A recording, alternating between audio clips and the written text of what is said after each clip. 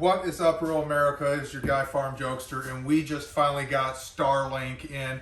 Waited about a week. We were finally going to do the unboxing, and it is finally the day that this farm moves out of the Stone Age and into the 21st century with high-speed internet.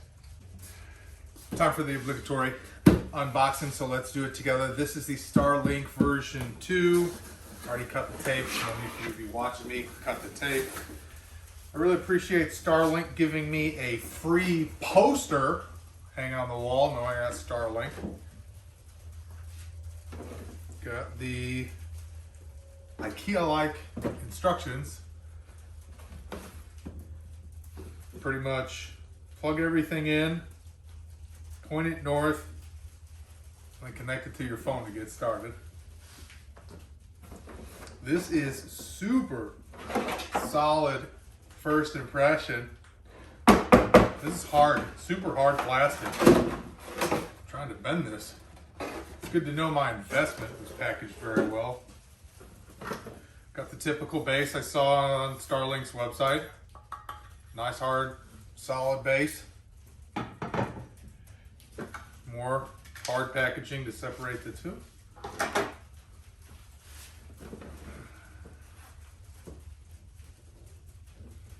So good. So far, so good. The Wi-Fi router in one.